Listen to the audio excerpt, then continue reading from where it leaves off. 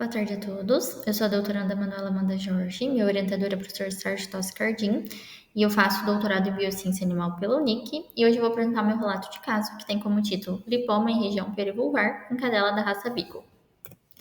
Então, a gente sabe que as neoplasias cutâneas, elas são os principais tumores encontrados na rotina clínica veterinária, sendo elas 30% dos tumores em cães, tendo uma variabilidade de 70% de benignidade.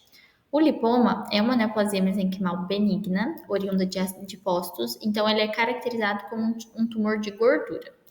De maneira geral, os lipomas eles se manifestam como massas únicas ou múltiplas e eles têm um crescimento lento.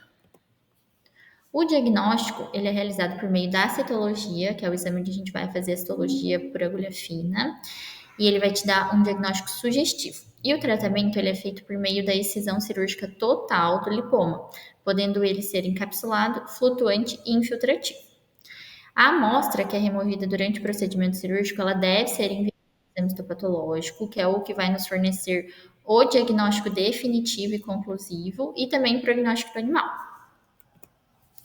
Então, o objetivo desse relato foi relatar um caso atendido de uma fêmea canina da raça Beagle, que apresentou um aumento de volume expressivo em região perivulvar, com lateralização da vulva, e ela teve diagnóstico definitivo de lipoma.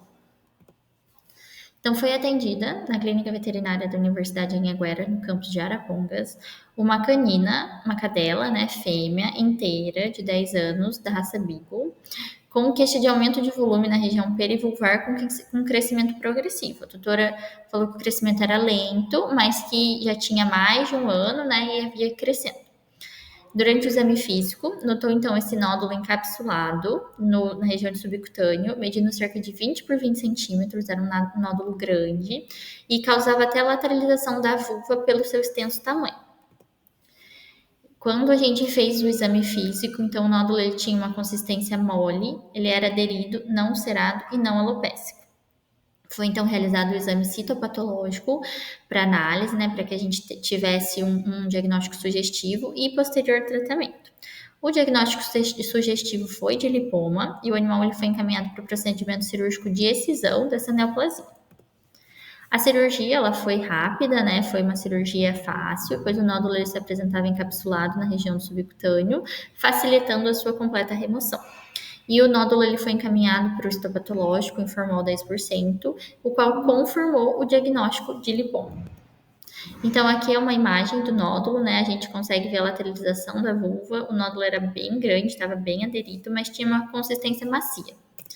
Então, aqui a sua remoção, a gente consegue ver que é um lipoma encapsulado, então ele é removido como se fosse em bloco, E daí por isso que é uma cirurgia mais tranquila de ser feita. Então, a gente sabe que os lipomas são neoplasias mais comuns em cães, sendo as fêmeas caninas castradas e idosas mais acometidas. Contudo, nesse relato, a cadela era uma cadela idosa de 10 anos, mas ela era inteira, ela não era castrada, o que contraria os resultados da literatura. A gente sabe também que a obesidade ela atua como um fator predisponente para lipomas em cadelas, já que é um tumor de adipócitos, um tumor de gordura. E nesse relato, a cadela era da raça Beagle e ela pesava 22 quilos. Então, ela era considerada uma cadela obesa, de acordo com o seu score corporal, podendo esse ter sido o fator que predispôs à formação desse lipoma. E considera-se o lipoma uma neoplasia benigna, originada dos adipócitos, com apresentação macroscópica bem delimitada, encapsulada e macio.